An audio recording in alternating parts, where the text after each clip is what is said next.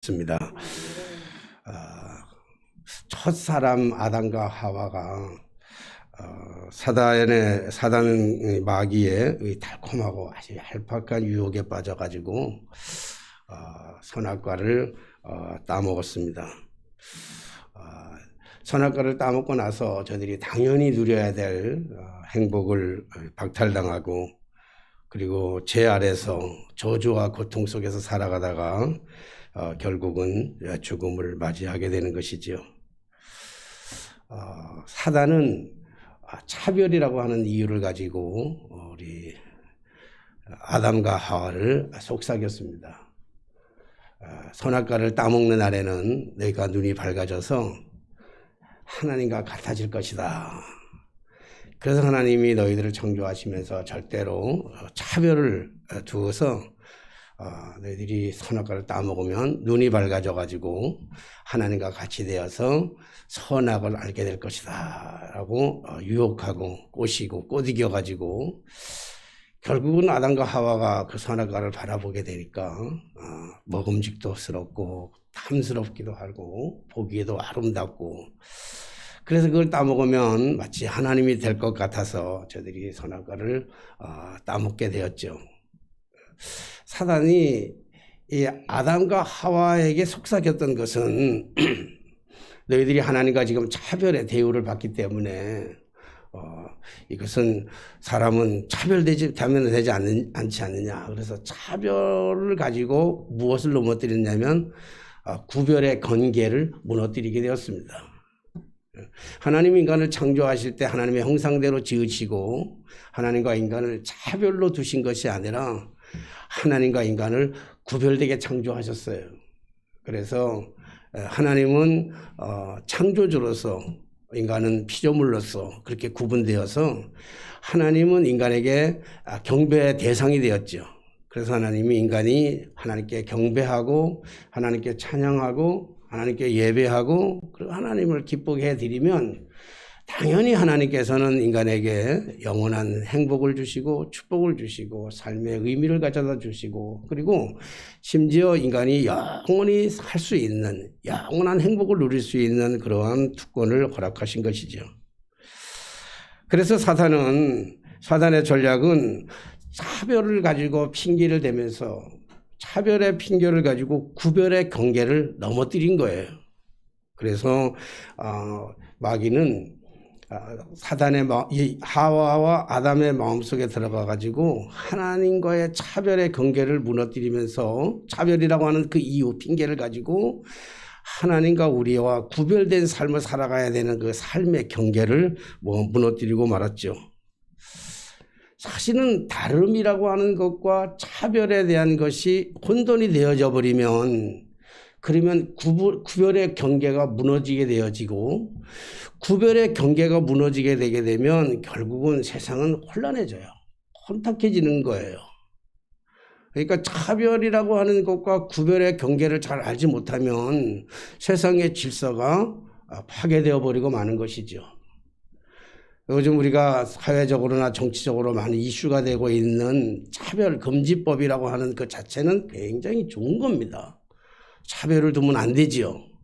남성과 여성이 차별이 되면 안 되는 거고, 노사의 갈등 속에서 노와 사와 그런 차별이 두면은 안 되는 것이지요. 그러나 차별을 두면 안 된다는 것 때문에 구별의 경계까지 무너져 버리면 굉장한 문제가 찾아오는 거예요. 목사와 성도들과의 차별은 굉장히 문제가 있죠. 저는 목사로서의 여러분들에게 차별적 대우를 받는 것을 썩 좋아하지 않습니다. 차별적으로 무시당하는 것도 좋아하지 않지만 차별적으로 그렇다고 해서 성도들보다 훨씬 더 어떤 좋은 대우를 받아야 된다, 처우를 받아야 된다라고 하는 사실에 대해서 저는 굉장히 경계하고 있는 사람 중에 한 사람입니다. 그렇다고 해서 목사와 교인들이 차별이 없다고 해서 성도와 목사와의 구별까지도 사라진다고 하면 굉장한 심각한 문제가 오는 것 아니겠습니까? 구별이 없다고 해서 누구나 다 같이, 성도님들이 다 같이 아무 때나 나도 설교할 수 있다고 아무 때나 강단에 올라와서 설교할 수 없는 노릇이고, 목사가 성도들하고 차별이 없다고 그래서 구별이 없다고 그래, 차별과 구별이 없다고 그래서 설교하는 시간에도 난 설교 안 하겠다고 청중에 앉아 있을 수도 없는 노릇이죠. 그러니까 우리가 굉장히 사탄이 굉장히 우리를 유혹하고 있는 것이 있다고 한다고 하면 어떤 것으로 유혹하냐면 차별이라고 하는 것을 가지고 구별의 경계를 무너뜨리고 말아보는 것이죠. 그래서 차별금지법, 그러면 이제 차별금지법이 생기게 되면 차별이라고 하는 그 금지는 당연히 있어야 되지만 여성과 남성은 당연히 여성은 존중받아야 될 그런 대상이지만 그러나 차별금지법이 생겨가지고 결국은 그 차별금지법이 이제 통과가 되게 되면 어떤 문제가 오는가 하면 남자들이 와가지고 남자끼리 두 사람이 와가지고 저한테 와서 목사님 우리 결혼할 텐데 줄에 서 주십시오. 아니면 여자들끼리 둘이 와가지고 여성들이 둘이 와가지고 목사님 우리 결혼할 테니까 결혼 줄에 서 주십시오. 그렇게 얘기할 때 제가 안 됩니다 라고 하면 지금은 괜찮지만은 차별금지법이 통과된다면은 그때 안 됩니다. 나는 못합니다. 나는 신앙적으로 그럴 수 없습니다. 그러면 문제가 되는 거예요. 그건 차별을 했다고 하는 것이 문제가 되어가지고 되게 심각한 문제가 돼서 어쩌면 감옥에 갈 수 있는 문제도 생길지도 모른다는 거예요. 그러니까 그냥 대우를 하는 데 있어서의 차별이라고 하는 것은 굉장히 차별을 가져왔지만 굉장히 안 좋은 거지만 그 차별금지법이 굉장히 좋은 것이지만 사탄은 그 차별금지법을 이용해가지고 구별된 삶에까지도 침범에 들어와서 혼란하게 만들고 흐트러 버릴 수 있는 것이죠. 뭐 어떤 사람들은 아직도 그런 얘기 할 거예요. 남자끼리 결혼하고 여자끼리 결혼하면 어떻습니까? 그러면 아기 낳는 건 끝나는 거지요. 아기 낳는 건 없어지는 거지요. 물론 그 사람 개인적인 그 취향이나 개인적인 감성에 대해서 그것에 대해서 우리가 인격 자체를 인정하는 것은 우리는 당연한 것이죠. 그러나 차별을 인정한다고 해서 차별의 금지를 얘기하다가 자칫 구별까지도 망가뜨리면 안 되는 것이죠. 그러니까 사단의 가장 교묘하게 접근해오는 사단의 가장 교묘한 그러한 전략이 뭐냐면 바로 차별이라고 하는 것을 가지고 들어와서 구별의 경계까지도 무너뜨리는 것이 그 사단의 가장 전략 중에 가장 큰 전략이라고 하는 것이죠. 노사 간의 갈등의 문제를 해소하기 위해서 노조 쪽에서야 당연한 대우를 받을 수 있지만 그러나 그 모든 자체를 다 바꿔버린다고 하는 것은 굉장히 문제가 있는 것이지요. 다름이라고 하는 것과 차별이라는 건 굉장히 중요한 것입니다. 다름이 중요한 것은 차별은 무엇이 차별이냐고 한다면 똑같은 조건에서 하는 것이 아니라 남성은 남성으로서의 여성은 여성으로서의 구별되어서 여성은 여성으로서의 삶을 살아가는 것이고 남성은 남성으로서의 삶을 살아가야 되는 것이죠. 10시간 일한 사람하고 1시간 일한 사람하고 똑같이 다 취급해버린다고 한다면 좀 문제가 되지는 않겠습니까? 그러니까 우리가 차별이라고 하는 것과 구별이라는 것 경계를 우리가 잘 알아야 될 줄로 압니다. 이렇듯 사단은 첫 사람 아담과 하와를 하나님의 관계까지 무너뜨리는 조건으로 선악과를 따먹게 하는데 성공했고 그리고 아담과 하와를 그 시험에 성공한 마귀와 사탄은 이번에는 예수님을 시험하고 있습니다. 오늘 예수님에게 시험하는데 예수님이 성령의 이끌림을 받아 예수님께서 공생애가 시작하기 이전에 예수님께서 광야에 나가서 성령의 이끌림을 받아서 광야에 나가서 지금 기도하는 삶을 40일 동안 금식하면서 기도했습니다. 이때 사단은 예수님께 찾아와서 시험하죠. 뭐라고 시험합니까?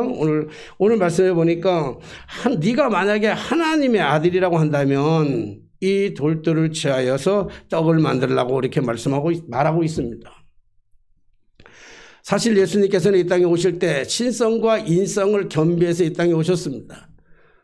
뿐만 아니라 사단은 예수님이 하나님의 아들이라고 하는 사실에 대해서 그 누구보다도 잘 알고 있었습니다. 이미 잘 알고 있음에도 불구하고 사단은 예수님에게 뭐라고 얘기하냐면 만약에 네가 하나님의 아들이라고 한다면 신성을 부인하게 만듭니다. 네가 하나님의 아들인 줄 알면서도 뭐라고 얘기하냐면 하나님의 아들이거든을 하는 것은 하나님의 아들인 것을 인정하지 않으려고 하는 거예요.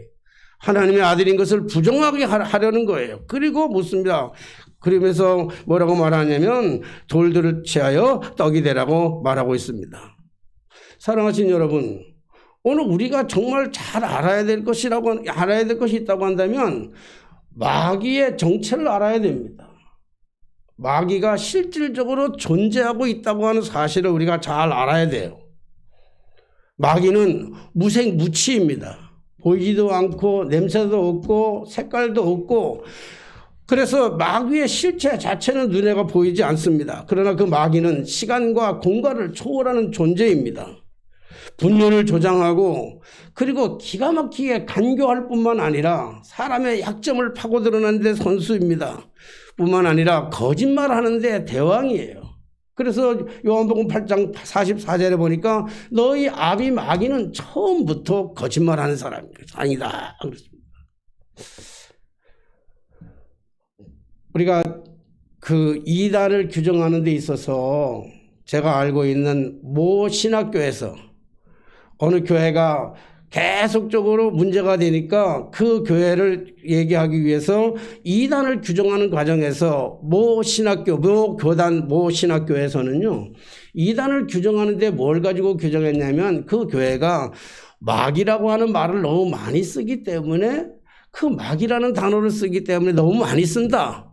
그래서 다른 어떤 이유가 아니라 마귀라는 말을 많이 쓰는 것 때문에 이단으로 규정하고 정죄했던 그런 일들이 있습니다. 물론 마귀라고 하는 것을 가지고 혐오스럽게 사용한다든지 왜곡되게 사용한다든지, 그리고 그 마귀라고 하는 말을 사용하면서 많은 사람들을 위험에 빠뜨리고 도탄에 빠뜨리고 혼란스럽게 만드는 자체는 문제가 있습니다. 심각한 문제가 있습니다. 그러나 마귀의 자체를 부정해버리고 마귀 자체가 없다고 한다고 한다면 그 또한 심각한 문제가 아닐 수가 없는 것이죠. 그래서 마귀는 실질적으로 존재합니다. 성경에도 오늘 말씀하고 있잖아요. 성경에도 마귀가 예수님을 시험했다 그러는데 마귀 얘기하지 말라 그러면 성경에서 마귀 얘기도 빼버려야 되는 거 아니겠습니까? 그러니까 이 마귀는, 이렇듯 마귀는 참 심오한 방법으로 인간에게 들어와 가지고 인간을 분열시키고 인간을 마음을 갈등하게 만들고 거짓말을 하게 만들고 그럽니다. 그래서 이 마귀는 무색무취하며 시간과 공간을 초월하는데, 그 마귀가 때로는 우리의 생각 속에 파고 들어와서, 나의 생각 속에 파고 들어와서 결국은 갈등하게 만드는 것이죠. 나를 혼란하게 만들고 갈등하게 만드는 것은 물론 하나님의 뜻을 따라 살아가려고 하니까, 하나님의 뜻대로 하나님의 말씀대로 살아가려고 하니까 오히려 그것 때문에 충돌이 일어나서 갈등할 수도 있지만, 사단은 여러 가지 방법으로 우리 속에 들어와 가지고 우리의 생각을 혼미하게 하고 갈등하게 만드는 경우가 많이 있습니다. 뿐만 아니라 다른 사람들을 이용해 가지고, 마귀는 다른 사람들을 이용해서 우리를 넘어뜨리려고 하는 경우가 참 많이 있습니다. 때로는 그 다른 사람이, 그 다른 것들이 남편이 될 수도 있습니다. 그 다른 것들이 아내가 될 수도 있습니다. 그 다른 것들이 자식이 될 수도 있고, 그 다른 것들이 친구가 될 수가 있는 것이지요.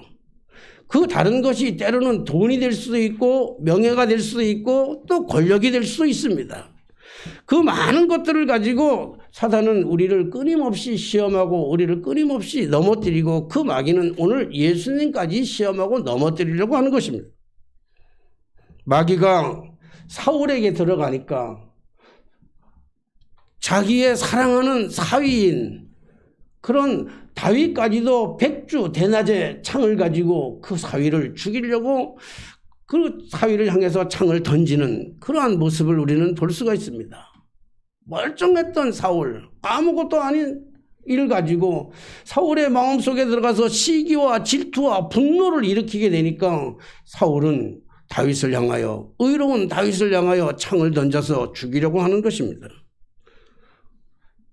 마귀가 가룟 유다에게 들어가니까 가룟 유다는 예수님을 은 30개 팔아버리는 그러한 비참한 인생으로 전락해버리는 모습들을 볼 수 있습니다.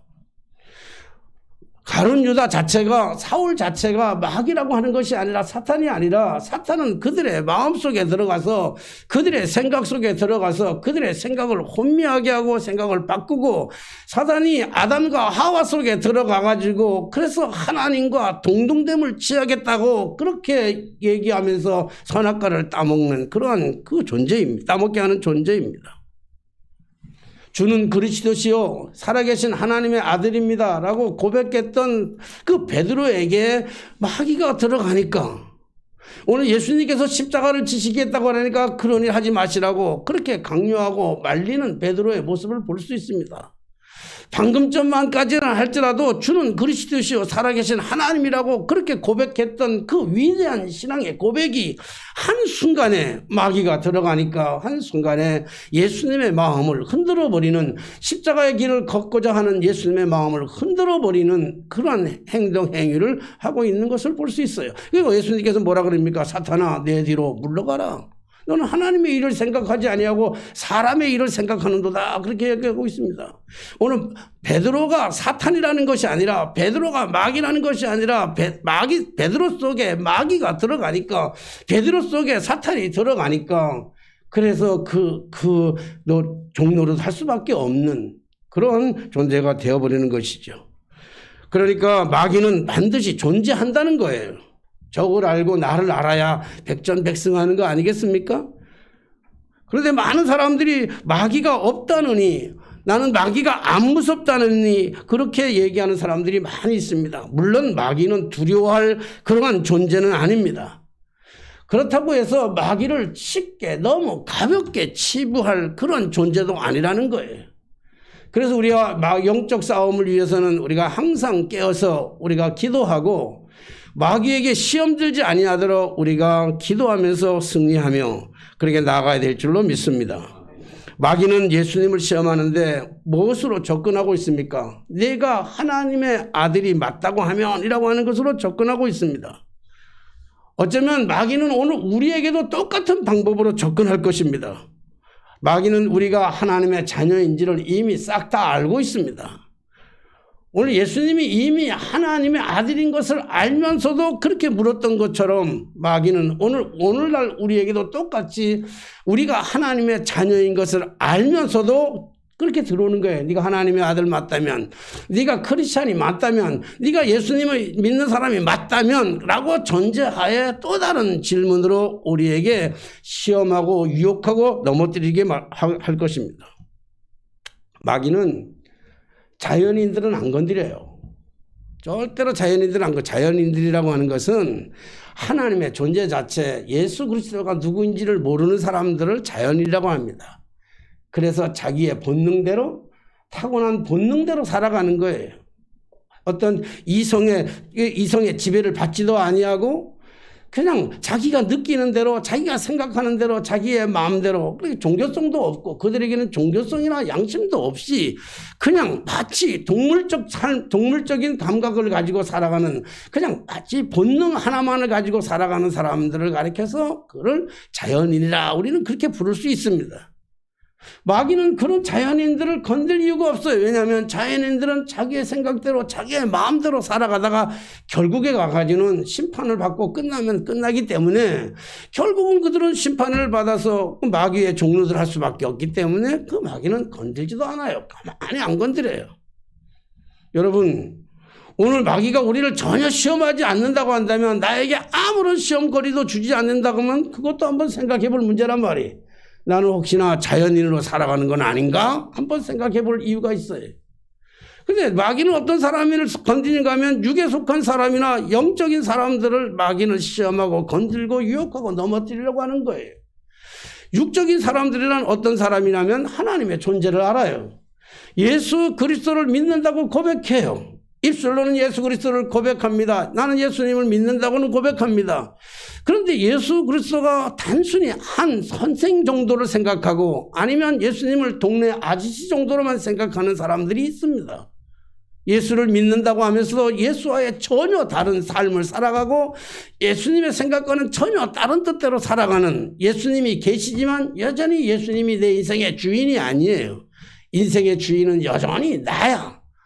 그래서 육에 속한 삶을 따라가는 사람들, 육을 쫓아서 살아가는 사람들을 가리켜서 그 사람들은 예수 믿는 사람들 가운데도 있단 말이에요. 사실은 어떤 면에서 성경 전체는 자연인들을 위해서 쓰여진 책은 아니에요. 따지고 보면 자연인이 아니라고. 다 육에 속한 사람들과 영에 속한 사람들에 대한 이야기예요. 아브람과 롯을 얘기할 때 롯도 하나님을 알았던 사람이잖아요. 야곱과 에서를 말할 때도 여전히 에서도 하나님을 알았던 사람입니다. 사울과 다윗을 얘기할 때도 여전히 사울도 하나님을 다 알고 하나님을 의지했던 사람들입니다. 그러나 그 사람들이 하나님을 알고 다 알았지만 하나님의 뜻대로 살아가는 것이 아니라 내 마음대로, 내 뜻대로, 내 생각대로 살아가는 사람들, 자연인과 다르게 하나님을 알고 그리스도를 알지만 그렇게 살아가는 사람들, 이런 사람들에게는 마귀는 여지없이 유혹하는데 뭘 가지고 유혹하냐면 세상의 것들을 가지고 유혹합니다. 물질적인 것 같은 것들을 가지고 유혹하고 있는 것이지요.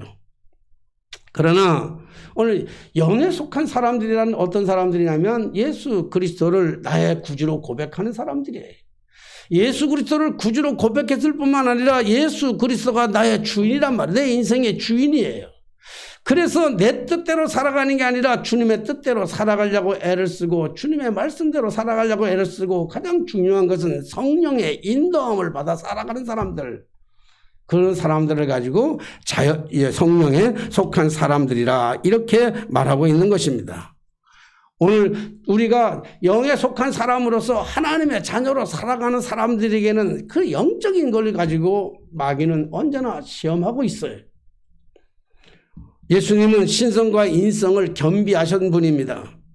그래서 마귀는 먼저 예수님에게 그 신성에 대한 것들을 먼저 건드리며 시험하고 있습니다. 너가 만약 하나님의 아들이 맞다면, 이미 다 알고 있으면서도, 하나님의 아들인 것을 알고 있으면서도 거기에 접근해서 예수님을 시험하고 있죠.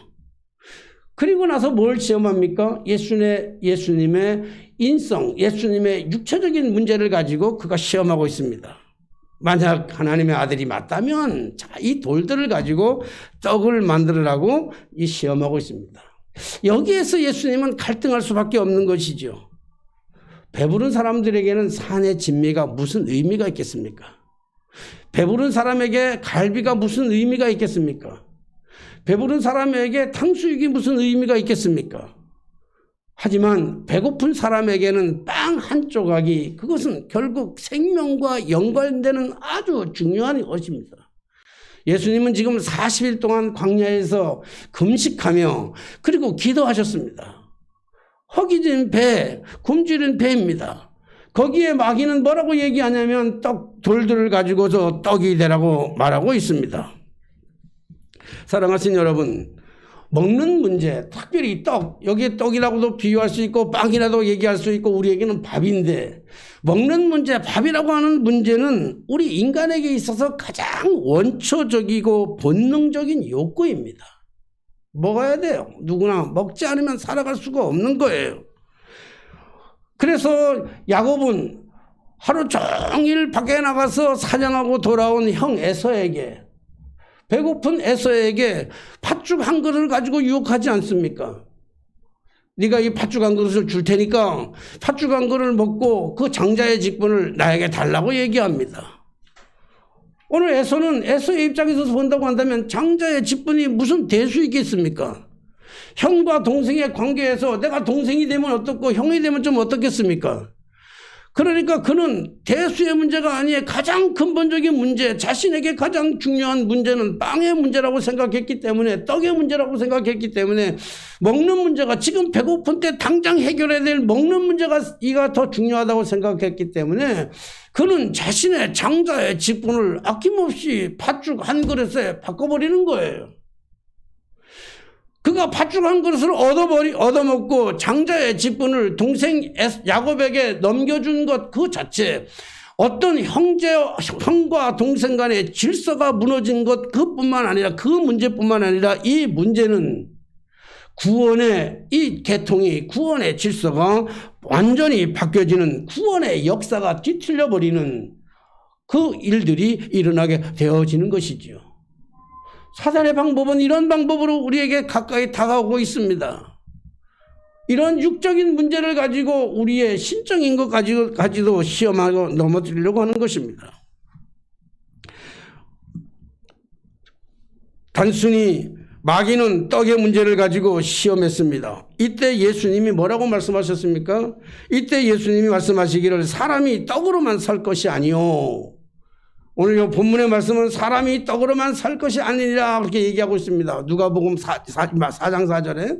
근데 이 똑같은 본문이 마태복음에도 있습니다. 마태복음 1장 1절로 4절 말씀에 보면 그 4절 말씀에는, 마태복음에는 이 말씀을 뭐라고 얘기하냐면 사람이 떡으로만 살 것이 아니요 하나님의 입에서 나오는 말씀으로 살 것이다. 그렇게 예수님이 말씀하셨습니다.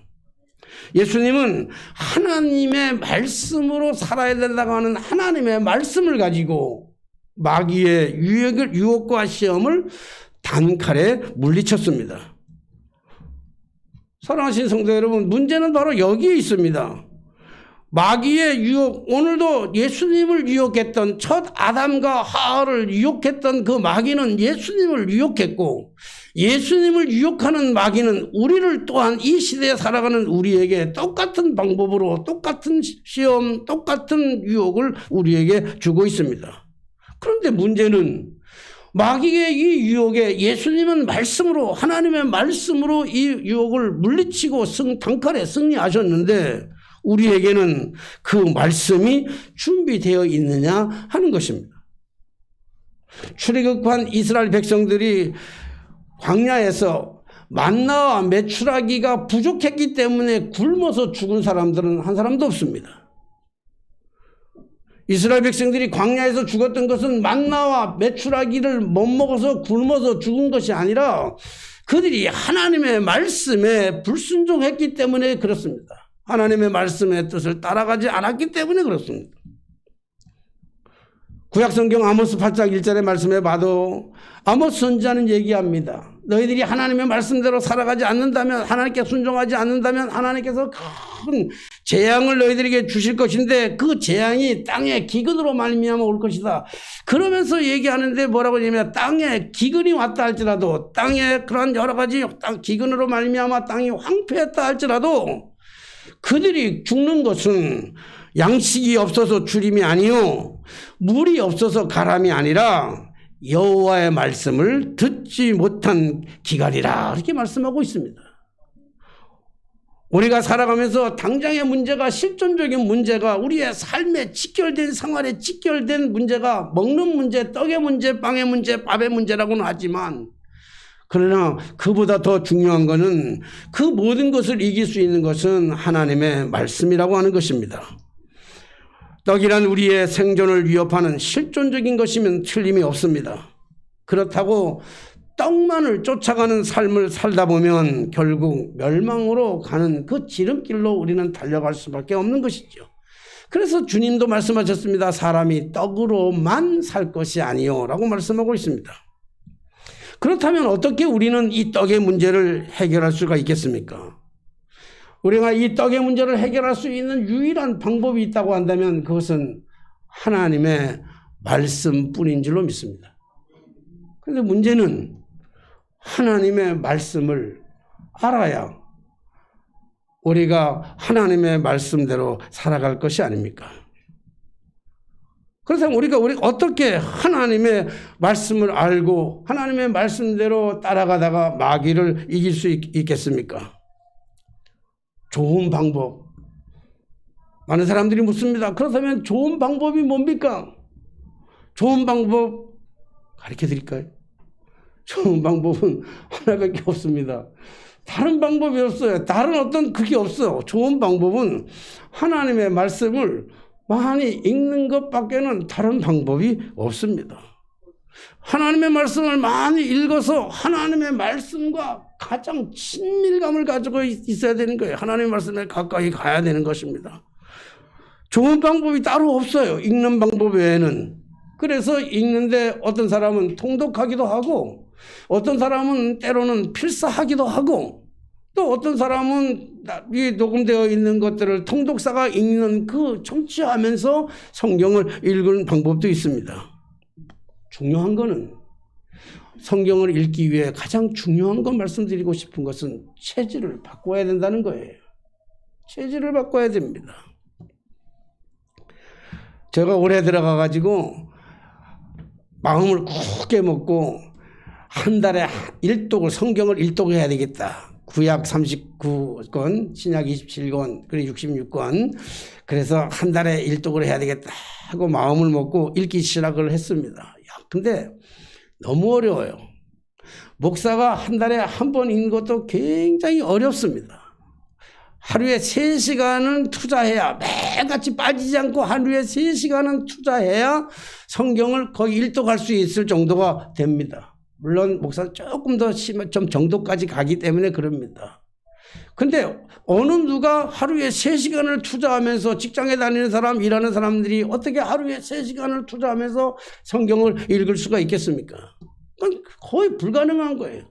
목사들은 모든 걸 다 전폐하고 말씀과 기도에 전무하겠다고 그래서 오직 성경을 읽는데 전무하게 해서 이래서 하루에 3시간을 내는 것도 너무너무 힘든데 어떻게 3시간을 읽을 수 있겠습니까? 그래서 생각하기는 한 30분만이라도 성경을 읽으면 어떨까? 그런데 30분만 성경 읽는데도 너무너무 어려운 거예요. 문제는 많이 읽는 것보다 더 중요한 것은 우리의 삶의 체질이 중요한 거기 때문에 조금씩 읽더라도 빠지지 않고 매일매일 성경을 읽는다는 것은 그건 굉장히 중요한 일입니다. 여러분, 우리는 먹는 것이 체질이 됐어요. 하루에 3끼를 먹어야 되잖아요. 아침, 점심, 저녁 3끼를 먹어야 되잖아요. 요즘 뭐 남편들이 퇴직한 남편들이 아내에게 3끼 다 차려달라고 한다면 아주 굉장히 큰 욕이라면서요. 어쨌든 우리가 체질적으로 안 먹으면 배가 3끼 중에 1끼만 안 먹어도 우리가 굉장히 배가 고프잖아요. 없잖아요. 마찬가지로 우리가 영적으로도 우리가 체질이 개선되면 성경을 읽지 않으면 뭔가 허전해요. 영적으로 뭔가 배가 고파야 돼요. 밥을 안 먹으면 배가 고픈 것처럼 성경을 접하지 않으면 성경과 친밀감이 떨어지면 뭔가 이상해야 돼요. 여러분, 밥을 안 먹었는데 하루 안 먹고 이틀 안 먹고 3일 안 먹고 4일 안 먹고 일주일 안 먹었는데도 아무런 이상이 없다. 그러면 그 사람은 당연히 병원에 가야 되는 것입니다. 뭔가 문제가 있습니다. 몸에 문제가 있는 것입니다. 마찬가지로 우리가 성경을 대하면서 성경을 가까이 하지 않은데도 아무런 문제가 없고 아무런 이상이 없고 아무런 배고픔이 없다고 한다면 영적으로 심각한 문제가 있는 것입니다. 그러므로 우리가 마귀를 이길 수 있는 유일한 방법은, 떡의 문제, 육신의 문제를 이길 수 있는 유일한 방법은 다른 방법이 없고 하나님의 말씀밖에 없는데, 하나님의 말씀으로 이기려면 하나님의 말씀을 알아야 되고, 하나님의 말씀을 알려고 한다면 하나님의 말씀을 읽어야 되고, 하나님의 말씀을 읽고 그 하나님의 말씀을 묵상할 때 우리는 마귀의 어떤 공격에도 능히 이기리라고 믿습니다. 체질적으로 바뀌면, 우리가 체질적으로 바뀌어지면 그때 비로소 하나님의 말씀이, 성경의 말씀이 꿀보다, 꿀송이보다 더 달다고 하는 사실을 우리는 고백하게 될 것입니다. 성경을 읽는다는 것, 접한다는 것. 어떤 분은 그런 얘기를 해요. 잠이 안 올 때 성경을 읽으면 제일 잠이 잘 온다고요. 어떤 이는 말합니다. 잠이 안 올 때 성경을 베개 삼아 자면 제일 잠이 잘 온다고. 성경은 베개도 아니고 성경은 그런 잠이 오는 수면제도 아니라, 우리가 성경을 읽는 뒤에 성경 말씀으로 우리가 체질이 바뀌어지면, 성경 말씀을 읽지 않으면 왠지 하루 종일 찝찝하고 성경 말씀대로 살아가지 않는 것이 오히려 더 힘들게 느껴지는 체질 개선, 말씀의 체질 개선, 그것이 사단의 유혹에서 가장 교묘한 방법으로 우리를 유혹해오는, 우리를 넘어뜨리려고 하는 사단의 시험에서 이길 수 있는 유일한 방법인 줄로 믿습니다. 특별히 우리 사순절 지나면서 정말 1년 내내 했으면 너무너무 좋겠지만 사순절 동안에라도 정말 말씀 앞에 좀 더 가까이 나아가고, 그래서 그 말씀으로 우리의 모든 이 마귀의 유혹을, 떡의 문제를, 그래서 주님은 말씀하시기에 너희는 먼저 그 나라와 그 의를 구하라고 말씀하고 있지 않습니까? 무엇을 먹을까? 무엇을 마실까? 무엇을 입을까? 염려하지 마라. 육신의 것들을 가지고 염려하지 말아라. 이 모든 것은 하나님이 아시니까 너희는 먼저 그 나라와 그 의를 구하라. 그래야만 이 모든 것들, 먹는 문제, 육신의 문제, 모든 문제를 주님께서 해결해 주신다고 분명하게 말씀하셨으니, 오늘 우리가 세상에 그 여러 가지 일들이 좀 방대하게 일어나고 있는, 세상에 각각이 일어나는 이 많은 일들을 바라보면서 오늘 이 모든 문제를 해결할 수 있는 유일한 힘이 예수님처럼 말씀으로, 사람이 떡으로만 살 것이 아니라 하나님의 말씀으로 살아야 되는 이 위대한 말씀의 승리가 오늘 저와 여러분들에게 있어지게 되시기를 주님의 이름으로 축원합니다. 기도하겠습니다.